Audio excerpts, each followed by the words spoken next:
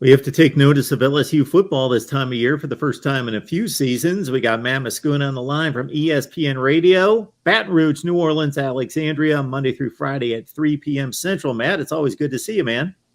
Hey, Mark. Thanks for the invite as always, man.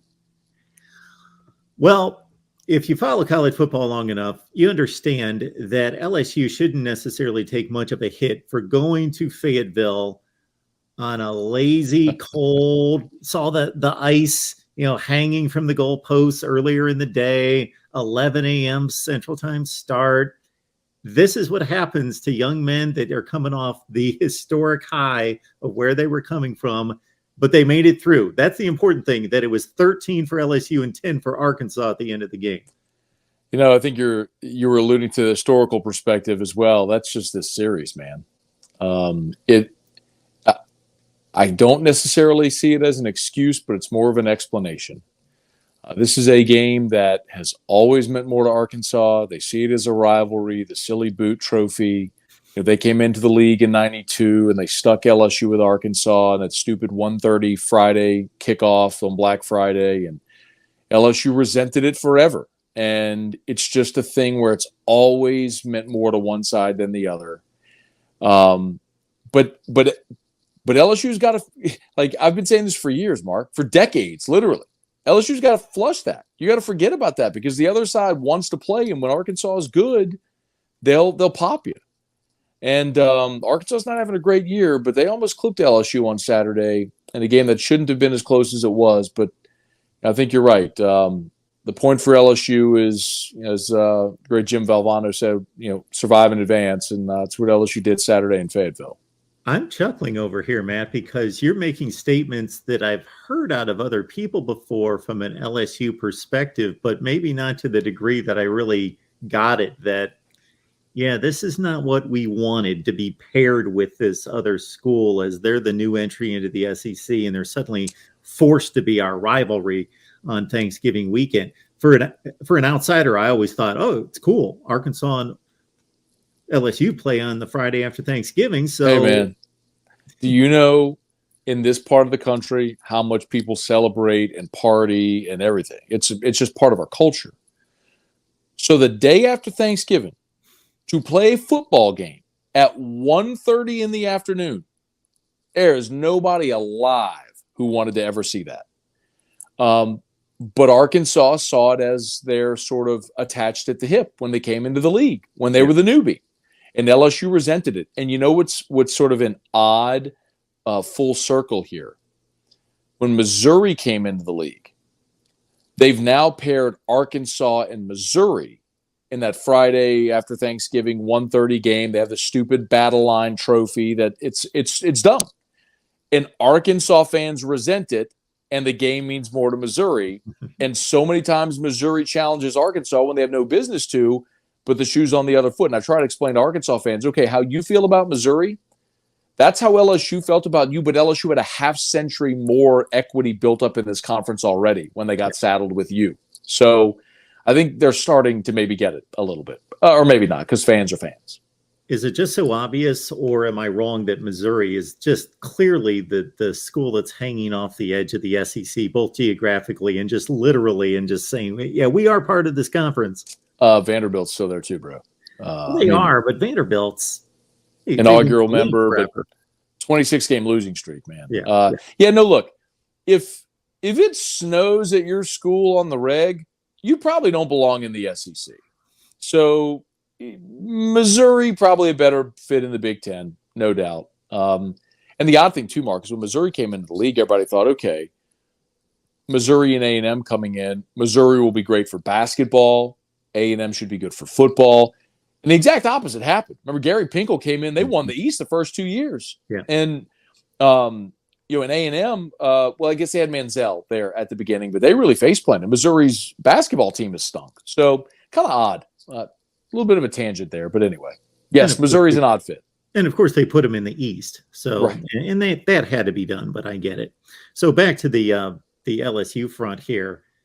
Maybe they don't win the game without – and from watching football, everybody's hyper-focused on offense, and offensive guys stand out. So to be a standout on defense, to take over a game and be the guy that jumps off the screen, you really have to be amazing. And that was Harold Perkins again on Saturday.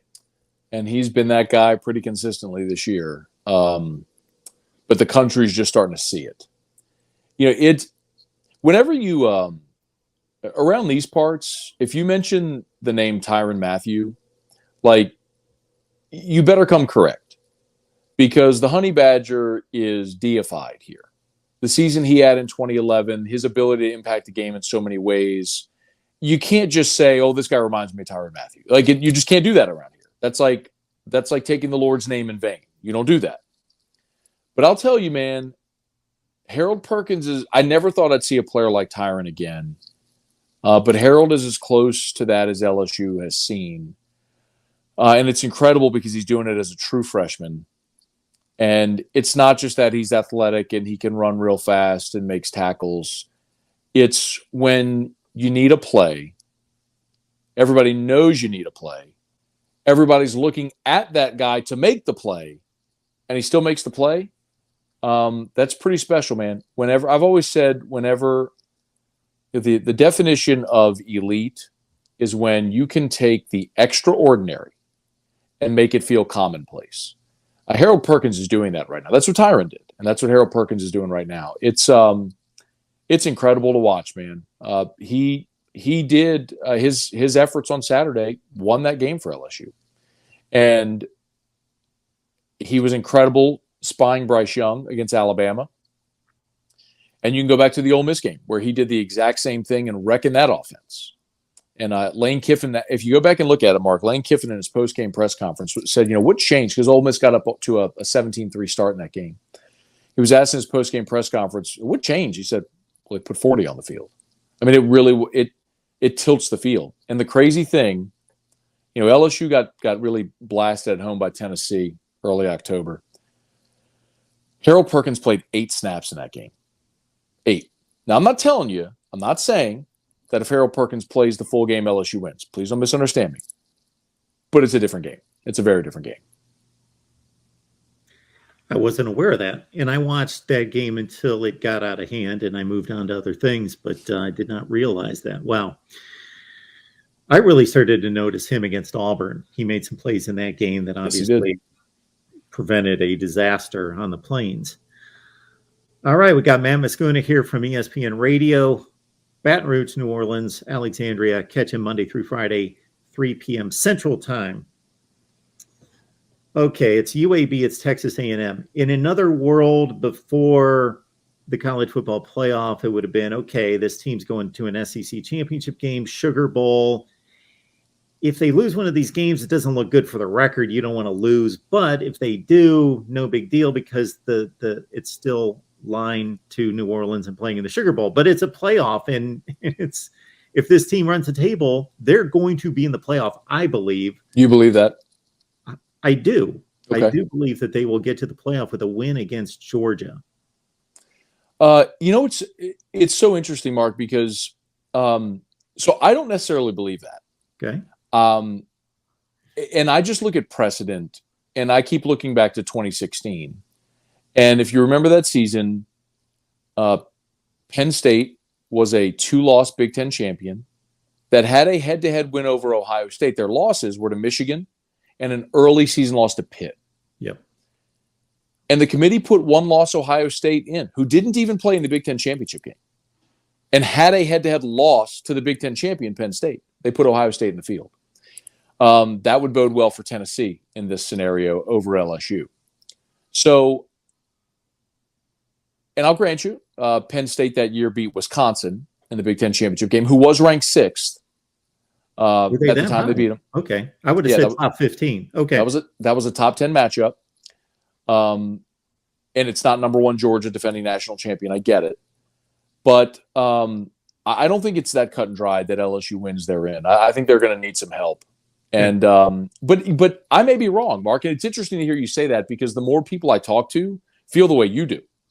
And a lot of people who cover the sport nationally have, I think, reiterated your sentiments. Guys like Cole Kublik, Sean Salisbury, Ralph Russo from the AP, Brett McMurphy. I've seen a lot. David Pollock on game day last Saturday said it. They just sort of accept if the SEC champ's getting in. I'm not so convinced, man. The early season loss to Florida State, the blowout loss at home to Tennessee. I think sometimes the committee looks for a path of least resistance. And LSU beating Georgia would make it very uncomfortable for the committee. And the path of least resistance would just be to say, oh, we're just going to put a bunch of undefeated or one-loss teams in there. And I think that may be the route they go. For LSU's sake, I sure hope not. I hope they don't do all the heavy lifting and upend Georgia and get left out. That would be a pretty devastating scenario. And usually when the committee's uncomfortable, it regards two teams in one conference or some kind of cross-national situation that they've got to work through. But working through three teams in the same conference that they all have something on the other. Yes. It's really tough. And you could look at it theoretically and say, and to your point, yes. So in that scenario where LSU would have beaten Georgia, LSU would have beaten Georgia, Georgia would have beaten Tennessee, Tennessee would have beaten LSU. And so everyone has that. And so you could say, well, LSU has the second loss, but LSU also has the SEC championship. So what do you value more, the conference championship or the overall record? And we have seen this committee in different years use different criteria. They are beholden to no set of rules or standards. They will do whatever they want when they get the full body of work after the conference championship weekend. So I'm sitting here today telling you, I don't think it's that cut and dry, that if LSU wins the SEC as a two-loss team, they're in. I sure hope they are, but I don't think that's a given.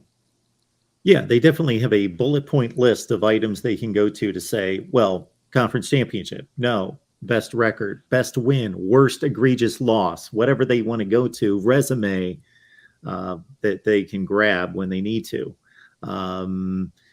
If we're just going to go with resume, I think those three teams in the Ohio State-Michigan winner is your college football playoff. But I don't want to see three SEC teams in, but they may be three of the four best teams in the country. So that's what it is.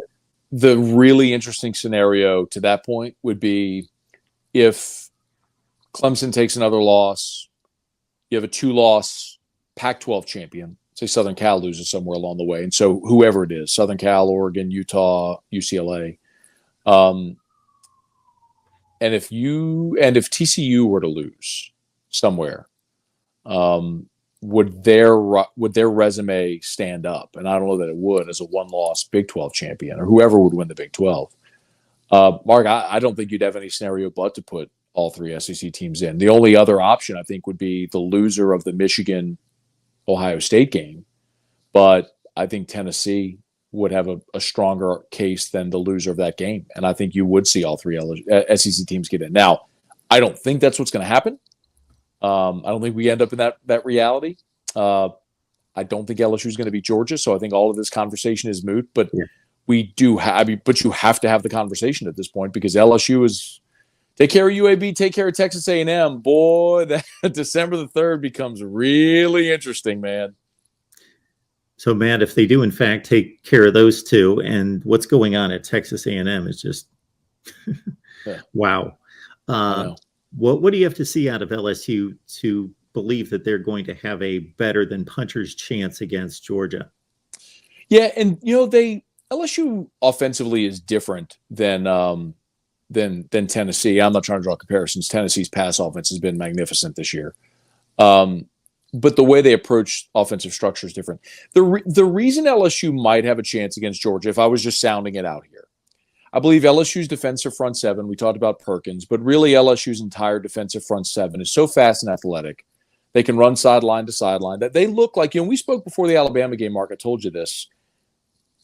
LSU's defensive front seven looks like an LSU defensive front seven. That's littered with NFL talent.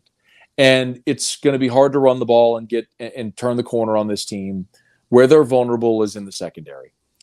And Stetson Bennett has shown a propensity lately, man, that he is careless with the football. It may not show it in the turnover margin numbers, but boy, he has taken some chances with the football. If you actually watch them play, that are just unnecessary.